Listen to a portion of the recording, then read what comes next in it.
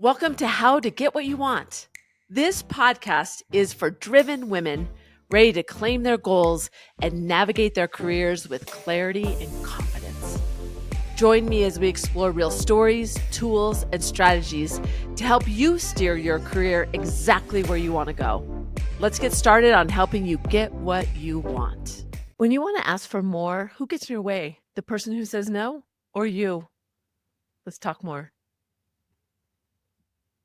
Hey, welcome. I'm Susie, and I am happy that you made the choice to be here today because I'm going to talk about a topic. I actually don't love talking about this topic because I feel like it is the topic that people want to talk about when it comes to negotiation. And so I always steer clear from it. It's asking for more money or asking for a promotion. It's something that's very self-focused. And it just struck me in this time period. And I even was like, should I talk about this right now with all this downsizing and, fear about what's happening with the economy? I get a lot of clients are like, well, it's not the right time. I shouldn't do it now. And I'm like, you need to look at it differently. So I thought it was a good topic to cover to really shine a light on the research, what gets in our way, how we get in our own way because we don't move forward. We allow ourselves to pull on a narrative that will make us stay safe. And that's not always the best place to go. Even if you get a no or a not now, I'll talk about how do you move through those things. But even getting that, it's okay. Because if you don't get exactly what you want, if you don't raise your voice and you don't say you want more, when those raises come around or those incentives come around, they look at the people who have been the squeaky wheel. I learned that the hard way when I was in my corporate job. And so be careful what you tell yourself and hold yourself back because you believe that different things that aren't really useful to you. And what's interesting is Mercer and Sherm had a report in 2025, and they said that budgets are still, they're not frozen. Annual reviews and annual increases are around 3 to 7% for what they're seeing across a wide range of companies. And that's because while companies might be downsizing, they're trimming the fat. They're trying to do it in a way that's going to be good for the business and they're keeping the muscle. So I really want you to think about what is your ROI? What is the value that you bring?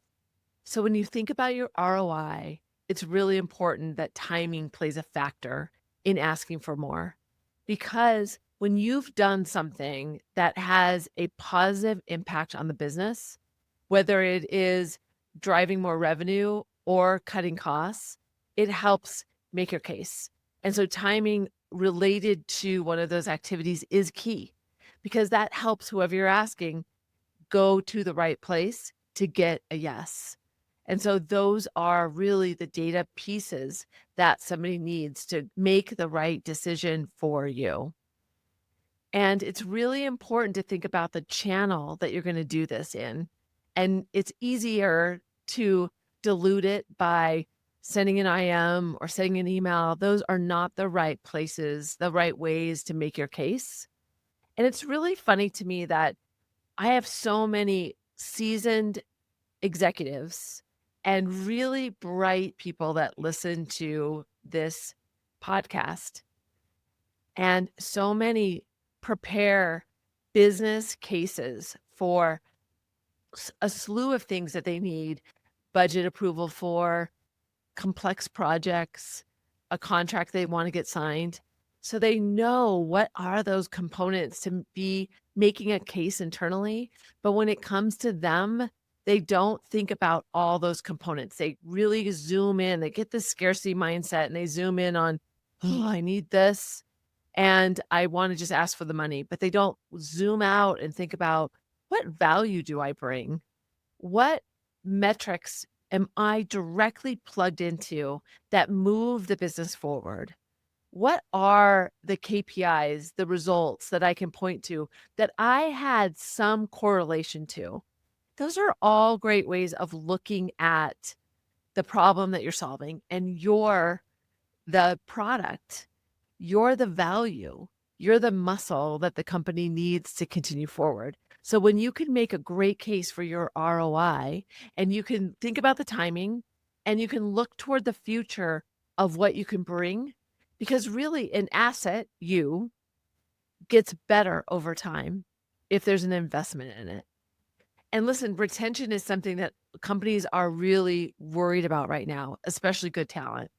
So it's important to really own that ROI, to be real aware of the optics going on around you. When are those moments where you can shine a light on what you bring, what your team brings?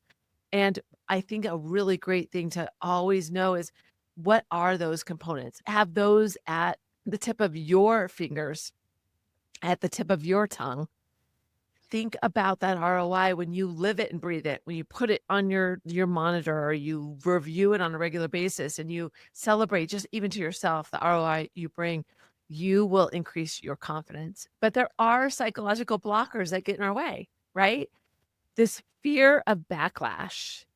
Like, if I ask, they won't like me as much. We might not say it like that, but that's how we feel like, oh, they're going to be annoyed at me.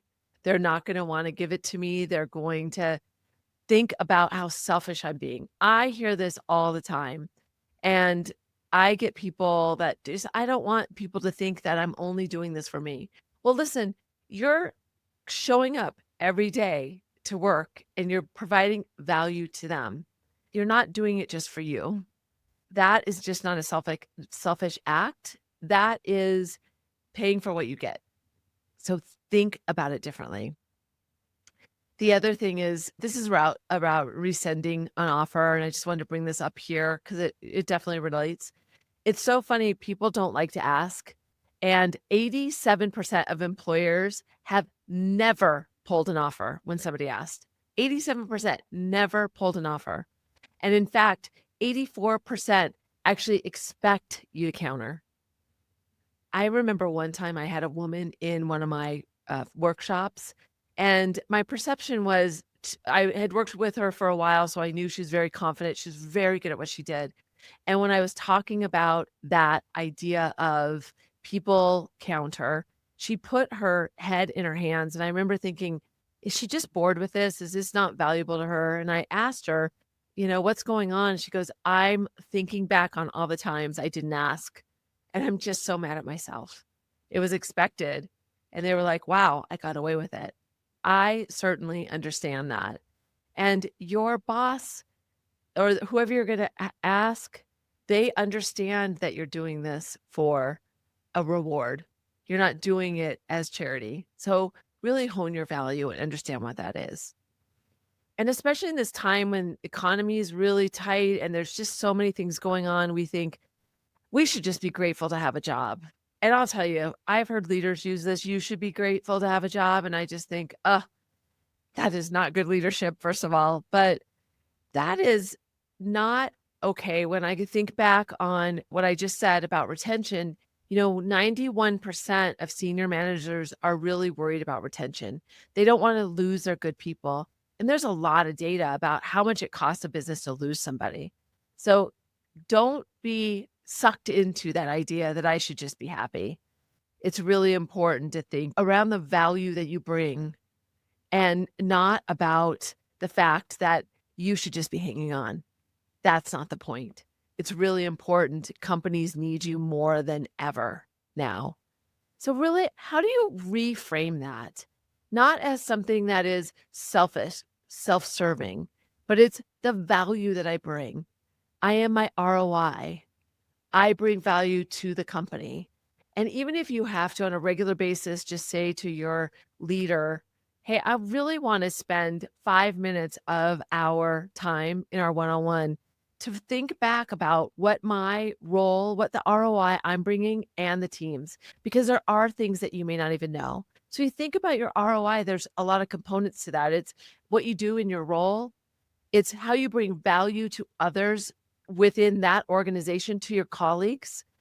How do you support them? You could have an ROI around that.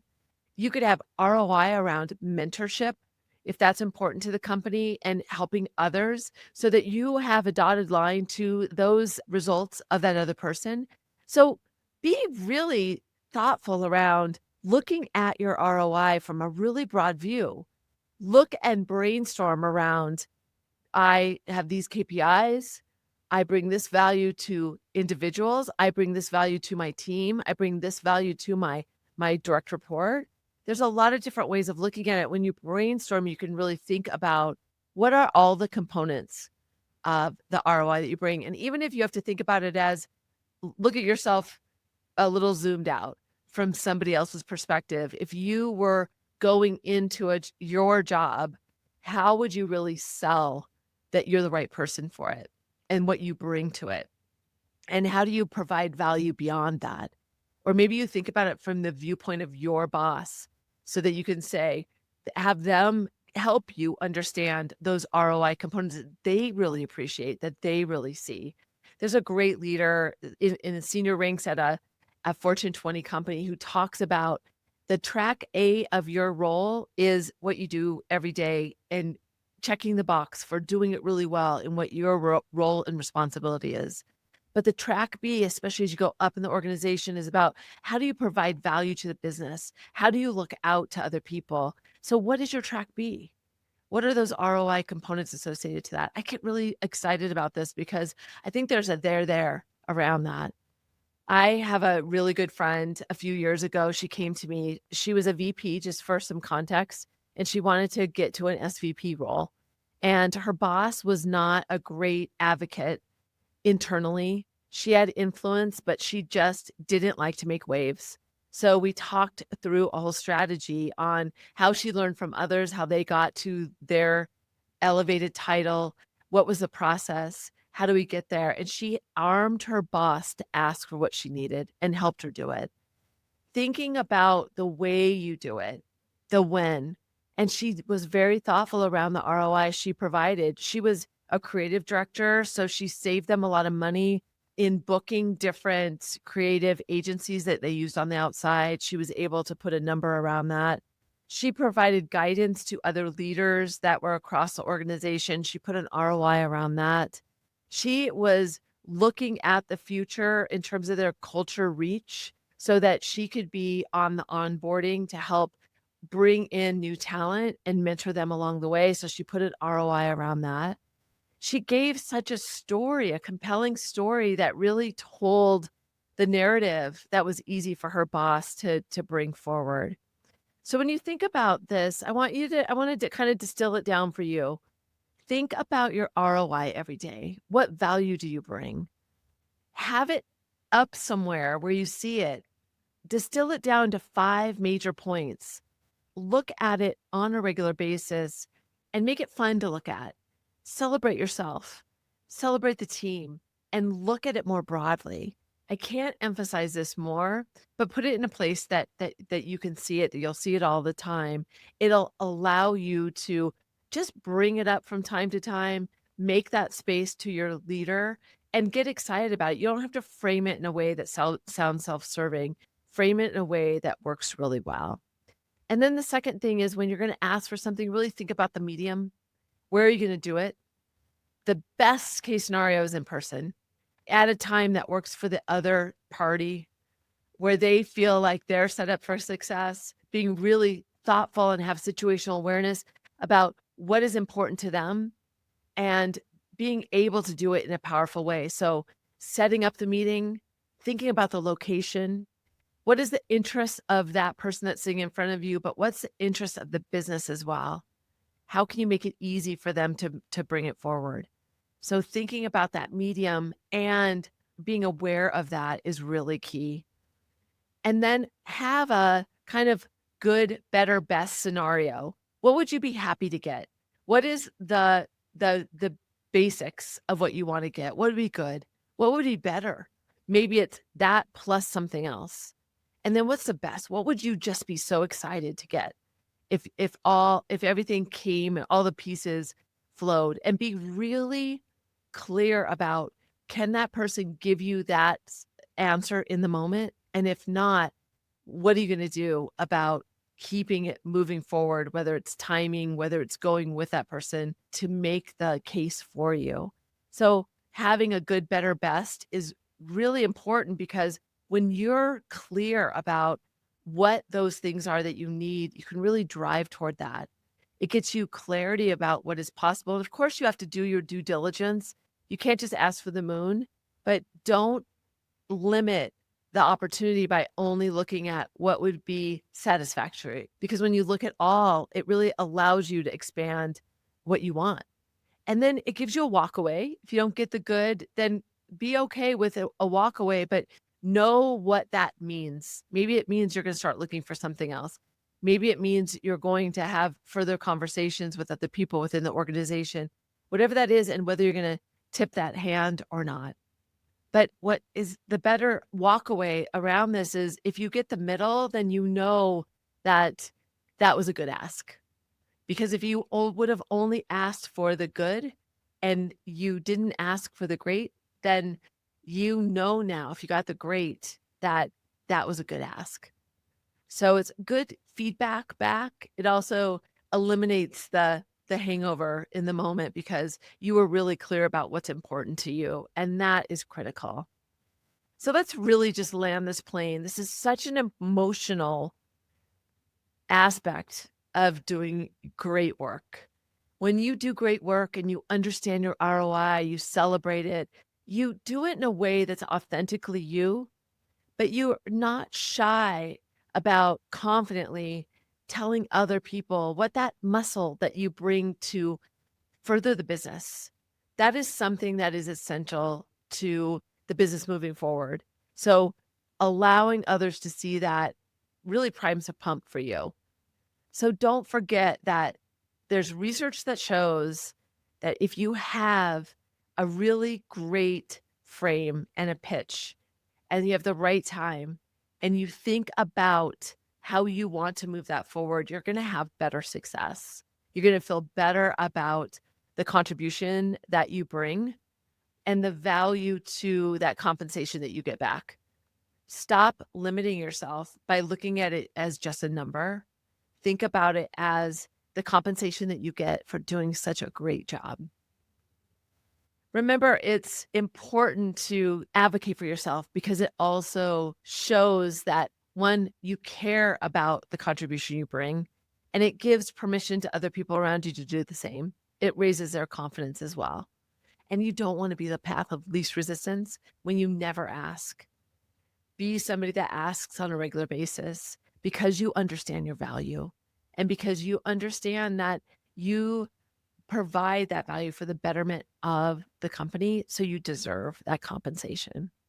Don't get stuck just because you're worried they might say no, still move forward, learn from that. Even if you get a soft no, not right now, and you're going to move through that and get it later, just putting your voice in the room is important, super important. Well, I'm glad that you made the choice to be here today. I really want to challenge you to think about what are you going to do in the next 2 weeks to advocate for yourself, to understand your ROI, and to articulate that out loud to somebody else where it matters. When are you going to do that in the next 2 weeks? Put that on your calendar. Do not allow it to be pushed off beyond that. And if you don't go to action, you will never change and move to what you want to in the future. By the way, that friend that ended up getting that title change, she got it and she held it for 3 years. And they did do some downsizing recently. But you know what? If she wouldn't have had that increased salary and that title for those almost 3 years, she would have been really disappointed in herself. She's really proud of herself that she did that because she didn't wait for that to happen to her. She advocated for herself and allowed those chips to fall where they are. So take that story and allow it to really motivate you to make that ask, articulate your ROI in the next few weeks. If you enjoy this podcast, join me on my weekly email. Go to negotiationlove.com and sign up there. I'd love to have you as a part of the conversation. And remember that negotiation is more than a skill. It truly is a mindset. So stay right here to continue to invest in that mindset for you. I'm Susie. Until next time.